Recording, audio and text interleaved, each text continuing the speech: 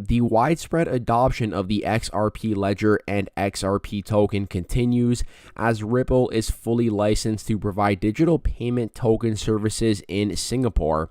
This comes after they did demonstrate tokenization in a Hong Kong Monetary Authority pilot program, which did use their new central bank digital currency platform that they launched earlier this year. And the Quant network is a finalist in the FinTech Futures Banking Tech Awards, where they will be showcasing their work with the Bank of England, the Bank for International Settlements, the Bank of Canada, Barclays, MasterCard, and Amazon.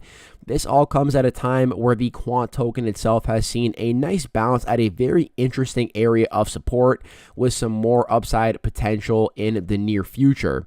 You can expect to hear about all of this and more in today's episode of the Everything Crypto Show. And before we hop into the episode, please consider hitting that sub and like button if you have not already. It shows me that you are enjoying the content and I do appreciate it lots. And also just remember that I am not a financial advisor. I do not offer financial advice on YouTube. I am simply here for your crypto entertainment purposes and to keep you up to date on what is happening in this crazy market. So for starters, we have Ripple. They are now fully licensed to provide digital payment token services in Singapore, and this comes about 4 months after they received their in-principle approval of major payments institutions license application from the Monetary Authority of Singapore. It has been a very big week for Ripple, okay? We discussed in yesterday's video how Judge Annalisa Torres denied the SEC's motion to file an appeal against the Ripple ruling, arguing that the SEC did not show there were substantial grounds for difference of opinion, effectively meaning that the initial ruling from Judge Torres that XRP is not a security still stands, and the XRP has been denied the option to appeal this ruling. So a very big piece of news for Ripple and XRP in the United States. However, that is not stopping them as they do continue with global expansion. So we see here, this is right from Brad Garlinghouse, the CEO of Ripple. He says that since establishing Singapore as our Asia Pacific headquarters back in 2017, the country has been pivotal to Ripple's global business. We have hired exceptional talent and local leadership, doubling headcount over the past year, and plan to continue growing our presence in a progressive jurisdiction like Singapore. So Ripple, while other crypto companies are firing and cutting back on their staff, Ripple has doubled their headcount here in Singapore, recognizing them as a leader in pioneering digital asset regulation, making it an ideal location for business and financial institutions to harness the power of their crypto for cross-border payments, crypto liquidity, and central bank digital currency platforms. All of these are different products built out at Ripple, and they do harness the XRP ledger. And this is very important because the XRP ledger does use the XRP token as its native currency, effectively meaning that all of these projects, all of these platforms that Ripple is getting approval for that are built on the XRP ledger are also indirectly driving up the demand for the XRP token, which is needed to power these different solutions. So very, very good news if you are bullish on the future of Ripple and XRP, as they basically now have full licensing to provide digital payment token services in the region of Singapore. And they definitely have been doing a lot of expansion in the Asia Pacific region as of recently. We did cover how earlier this year they actually demonstrated tokenization in a Hong Kong Monetary Authority pilot program using a new CBDC platform that Ripple themselves built out.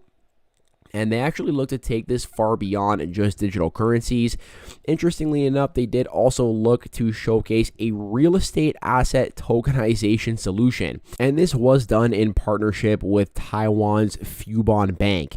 So clearly Ripple here has definitely been able to get some massive partnerships in big regions who are looking to adopt crypto.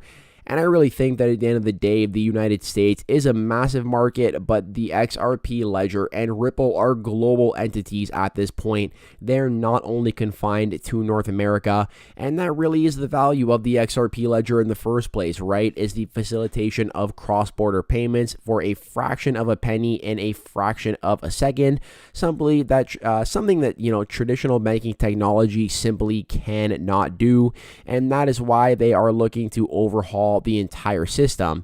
And another company here that is looking to do something very similar is none other than the Quant Network, who recently announced they are a finalist in the FinTech Futures Banking Tech Awards. And I want to talk about this because we did actually look into this on Twitter, and it appears that there are some people that are showing up to this event with connections to banks like Credit Suisse and UBS who have shown some interest in what Gilbert Verdian and the Quant Network are up to. So we're going to get into that in just a second. But for starters, Gilbert Verdian himself here says that our work with the Bank of England and the BIS shaped the way banks and the financial services industry tested retail CBDCs in a real-world setting with the Overledger platform. And the Overledger platform is basically run on two different programs that I talk about the most often, the ones that I think are the most important. The first one is the tokenization platform that basically allows for financial institutions and enterprises to take assets and tokenize them via the Quant Overledger on any blockchain that is supported. So the Quant Overledger, the Quant Network, is not another layer 1 solution. It is a distributed ledger technology that allows you to tokenize assets and basically build on top of blockchains of your choice. Now, it goes far beyond only picking one blockchain, as they do also offer the bridging feature, which does allow you to actually bridge these assets to different chains supported by the Quant Overledger. Effectively meaning that if you are a financial institution who builds let's say a tokenized currency on the Ethereum blockchain, but you want to send it to someone on the Avalanche blockchain and utilize it via a subnet or something like that, you can do this with the Quant Overledger. So not only focused on tokenization, but also connecting different blockchains. And the reason this is a big deal, okay, is because this goes far beyond just being interoperable with blockchains like Ethereum and Avalanche.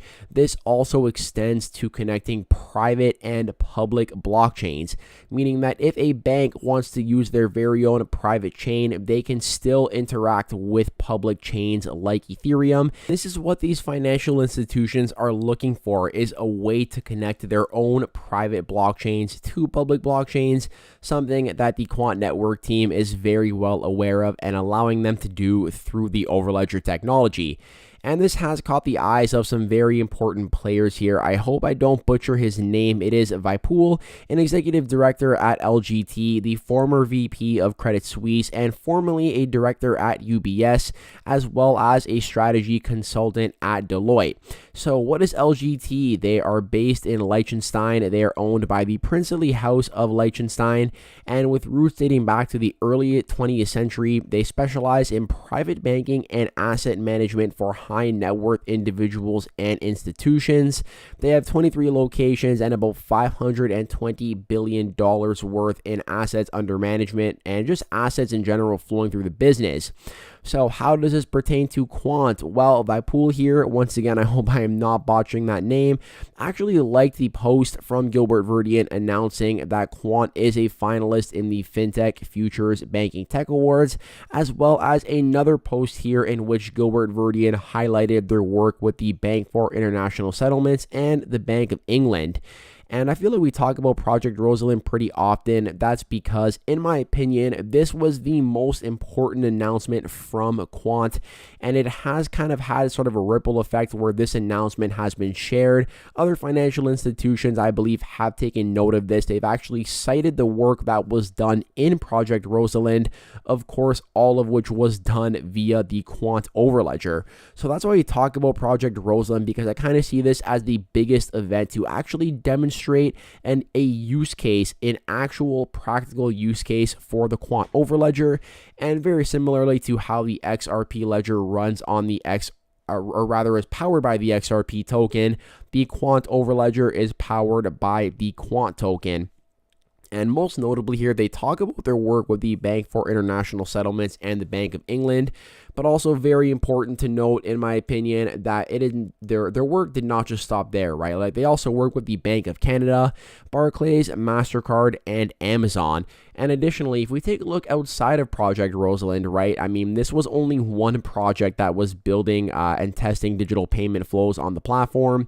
They do also have partnerships here with LAC Chain, a consortium of 17 different Latin American countries looking to use the Quant Overledger for easy cross-border payments and implementing different use cases throughout the region by using tokenized currency. Nexi Group, this is the largest digital payment provider in Europe who is partnered with Quant, and Oracle, the world's largest database management company offering software and technology. They basically certified the Quant Overledger as a solution for interoperability through their Oracle blockchain platform. And yeah, it really does go down on LinkedIn, okay? We look at Gilbert Verdian's LinkedIn pretty often because we can see here a lot of his work experience and volunteer experience, which you definitely do want to take a look at if you are invested in any altcoin. You want to take a look at the team behind the project, and Quant has a very solid team, in my opinion. Gilbert Verdian himself here volunteering for the member board of directors for the Digital Pound Foundation with the Federal Reserve System, the Bank of England, the EU Blockchain Observatory, and Forum member. And then for his actual work experience, he has experience at Ernst & Young, working on security projects and programs at HSBC, the HM Treasury, the Ministry of Justice UK, Vocalink, a MasterCard company, and currently working at Quant. So, I mean, pretty impressive resume, in my opinion. Definitely what you want to see from the CEO of one of your favorite altcoins, right?